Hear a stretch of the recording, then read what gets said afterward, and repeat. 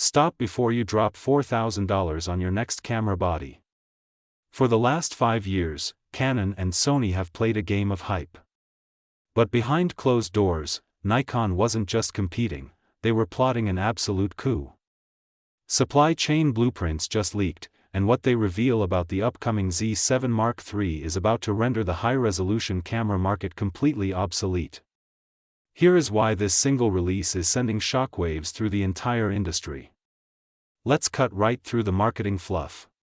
While rival brands were busy racing to cram empty megapixel counts onto spec sheets, Nikon took a radical, multi-year detour. They played the long game, focusing strictly on raw optical dynamic performance rather than cheap party tricks. And now, the physical manifestation of that strategy has surfaced. At the core of this weapon sits a proprietary 67.5 megapixel BSI full-frame sensor.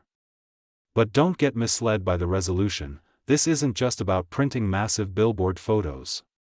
This architecture pushes a projected 15 stops of dynamic range. In the real world, that's your absolute ultimate safety net. We're talking about retrieving highlight detail from harsh midday sun and lifting crushed shadows out of near pitch blackness without introducing noise artifacts, a level of raw flexibility previously locked behind $30,000 medium format systems. But pure resolution means nothing if your color science looks synthetic. And this is where the leak gets truly wild.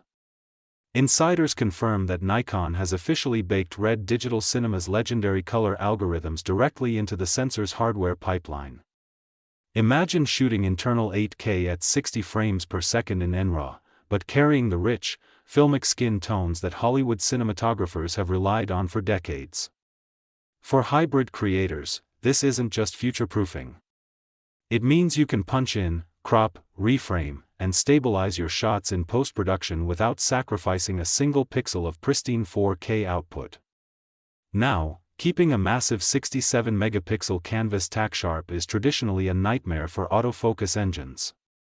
So, how did Nikon solve it?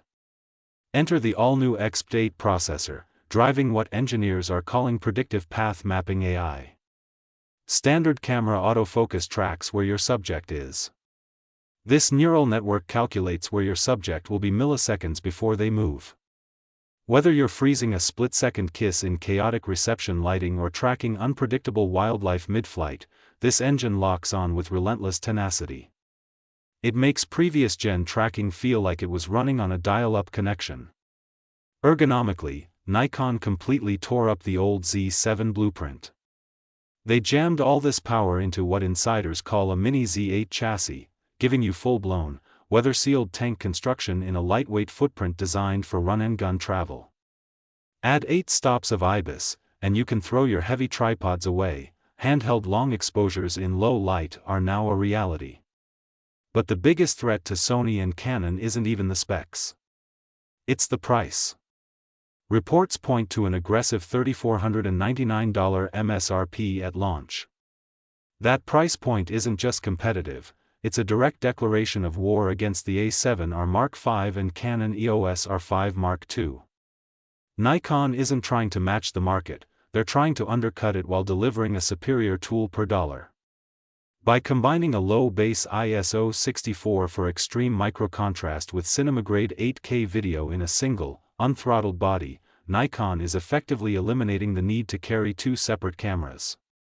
You aren't just buying a body, you're streamlining your entire creative workflow into one frictionless machine.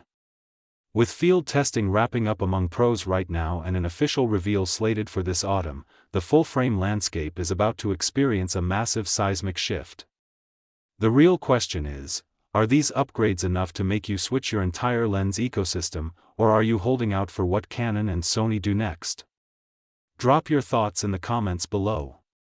Hit that subscribe button and ring the bell so you don't miss our upcoming real-world sensor dynamic range tests the second this camera lands in our studio. Thanks for watching, and keep creating.